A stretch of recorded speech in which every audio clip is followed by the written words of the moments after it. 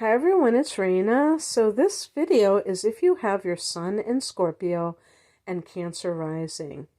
We're talking about double water here, so you can expect such an individual to be very emotional, both in their core personality. In other words, at the end of the day, the person is coming from that perspective, but also in how they carry themselves. So let's start with the rising sign because that's the cusp of the first house, and it can really talk about appearance, like how a person looks, even the body type, and how they,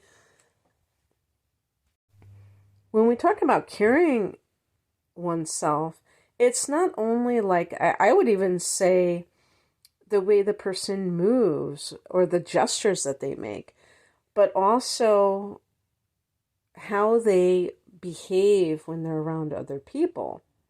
So with Cancer rising, the person is ruled by the moon. The chart rulership is the moon. And that can make a person, like appearance-wise, because this is the house of the body, the first house of the self, they can have a moon phase and they can retain water because all water signs, they can retain water. So the weight may fluctuate day by day. Maybe some days they look like 10, I was going to say 10 pounds lighter, but I mean, that might be an exaggeration, but it could certainly make the person look different day to day. But how they behave, their emotions are. A person who is ruled by the moon might be moody. They might wear their heart on their sleeve. One day they're giddy. The next day they are morose. And with the sun in Scorpio, this isn't going to modify that. What you need to look at is the moon sign. Because, a person who's ruled by the moon, that makes it even more important, but just in general, because the sun and the rising sign, when they're in water, they're going to really emphasize the emotional nature. So looking at the moon sign only makes good common sense. If the moon is in an earth sign, so Taurus, Virgo, Capricorn, this will give the person a little bit more of a rational perspective about their feelings. So they may be more dry emotionally than they normally would be. And that can be a blessing. Same with if a person has an air sign moon, Gemini, Libra, Aquarius. They can be rather detached and they can be in their head. They can be very abstract in their approach to the emotions, and they can also be analytical, but maybe overly analytical about their emotions instead of like actually feeling them. If the moon is in fire, Aries, Leo, Sagittarius, the person may have a bit of a temper. They may be very reactive, and you have to look at Mars too to get a feel for like the angle that's making, if at all. So because this is emotional in a passionate sort of way. If it's water, oh my gosh, triple water. So we're talking about Cancer, Scorpio, or Pisces, then the person may really be so, but also very psychic. But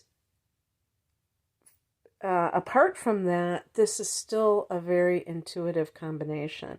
And if it is within a certain degree span, this can form a trine, these two water signs, and that is the most harmonious angle.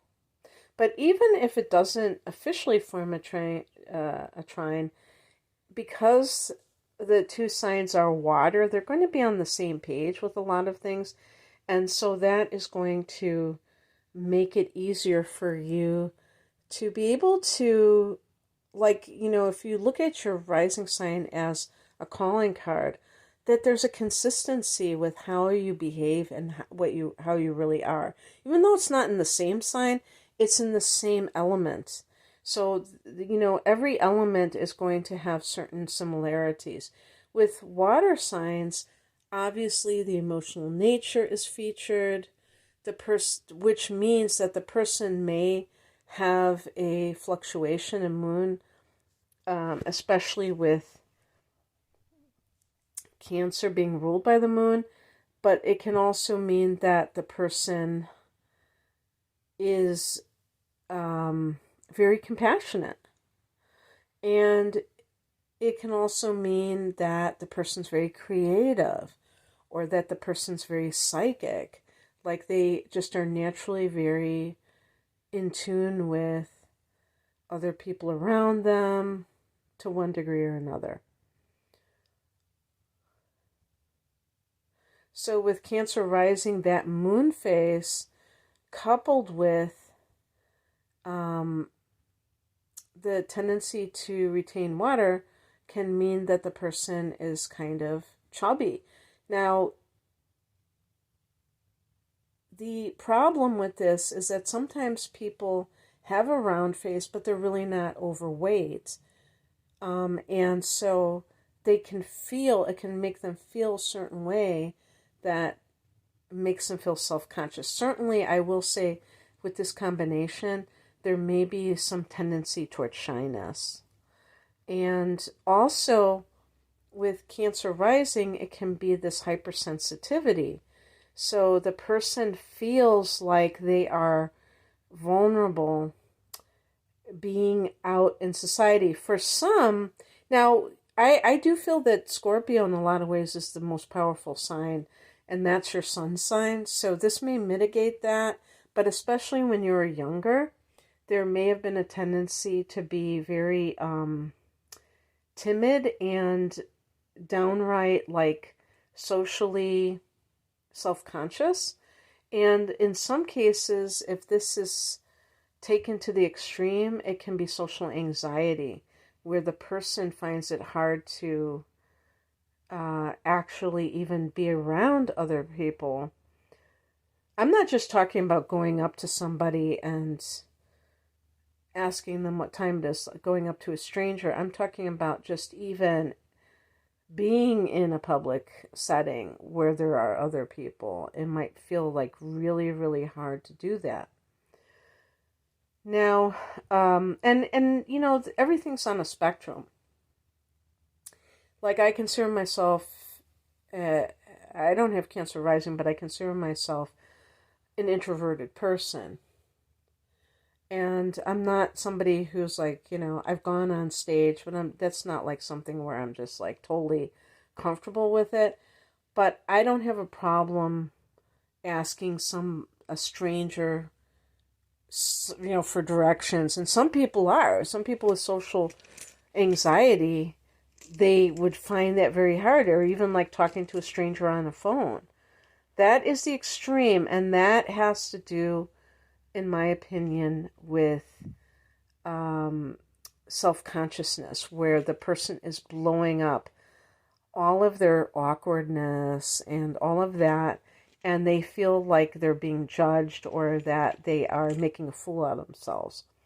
So the crab, which is a symbol of Cancer, has that hard shell that it can crawl into to protect itself from a very hard world, a world that's very cold.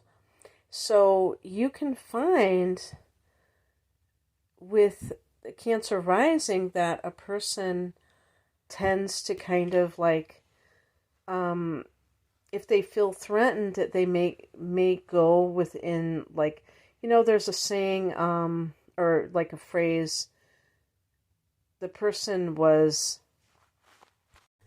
I think it might be like they're in their shell or something like that, but I can't remember. if you know what I'm trying to say, please write it down below. But I think it means like they're in their shell. It doesn't sound right. Or like if they get them out of their shell. Maybe that's when they normally say it. But anyway, that again, the shell can be hard. So sometimes a person like this may act invulnerable when they are super duper sensitive. And with the sun in Scorpio, they can really give off those types of vibes.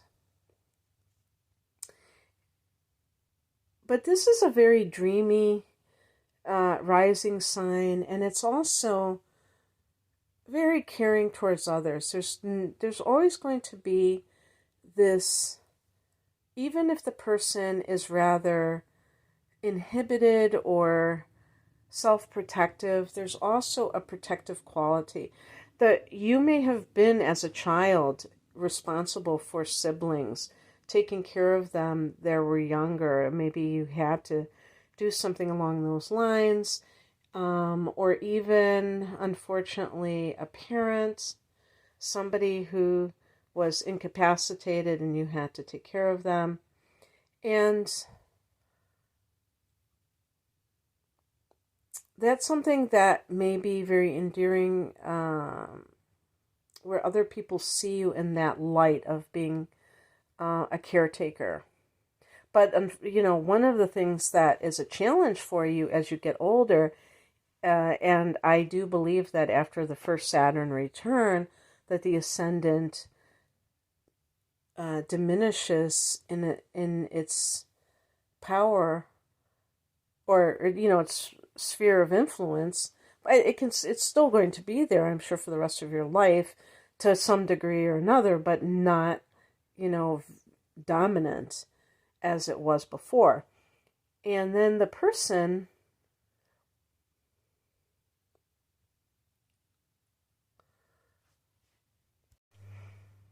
may begin to kind of like distance themselves from potentially being codependent, because I do believe that Cancer is one of those signs, along with Pisces, but not necessarily Scorpio, who has that tendency. And so it might be that you learn, especially if you have like any kind of disastrous relationship where you end up being somebody's caretaker, that it's not a rewarding situation for you and that it's a dead end. And you may be prone to tears. Other people may see you as very emotional, again, wearing your heart on your sleeve, but just being very compassionate, moved, things that you read, things that you are dealing with. But I've mentioned the tendency of Cancer rising of being a crybaby, because when a child is young and that rising sign is really front and center in terms of an influence, the Cancer rising can make that person hypersensitive, like I said, and maybe you even got teased for being that type of child who kind of like was seen as easy to tease, somebody who they could get a reaction out of you. But as you get older, that poker face, I think, comes into the picture with the Scorpio sun sign. Now, speaking of Scorpio, this is the ruler of the 8th house. This is the house of the shadow self, the occult, metaphysical, house of death and transformation. So the sun in Scorpio can be very interested in the subject of psychology, true crime, things that make people tick. And Not that I would say typically that the rising sign would have much of an effect on the person's profession. Typically, sometimes, let's say somebody is a Taurus rising or Libra rising, maybe they become a model because they're beautiful. They're born physically beautiful. But I think that with this ascendant, because the person is ruled by the moon, they may have like a strong intuitive faculty that really helps them to tune into other people. So anything that is about being a healer could be a big theme in your life, because the eighth house is the house of transformation. And part of that, like, the person who is a therapist, they are really like a shadow. They're doing shadow work. They're with their clients, they're kind of like looking at the things that that are deeply buried within that person, and trying to kind of like make sense of it and integrate it. The secrets, ferreting out the secrets so that they can be brought to the light and integrated. And in terms of love, again, you have to look at your moon, you have to look at Venus, because that's going to, chart positions for the moon and Venus and all of that. But in general, I think that this kind of person may be very family oriented. Cancer rules the fourth house of home and family. And so because of that, that would lend itself to like a traditional relationship where maybe, especially marriage versus living together, which may seem very unstable and not a true commitment. But there could be a bit of, there could be pitfalls with it, because Scorpio tends to be very suspicious, having trust issues, and that can be difficult to let down one's guard to let somebody truly into your life at that level. So there's always there could be a little bit of challenge, but that doesn't mean it can't happen. And this could be a really amazing. This is definitely something that I can see a lot of people with this combination working towards in whatever way that it appeals to them, whether they decide to wait until they're older to start a family or to get married and start a family. There might be variations with all of that, but that can often be the end game for these sorts of people. So anyway, I'm going to leave it there. I hope that you resonated with this, if this is your combination. If you'd like a private reading, the link is below. Take care. Bye.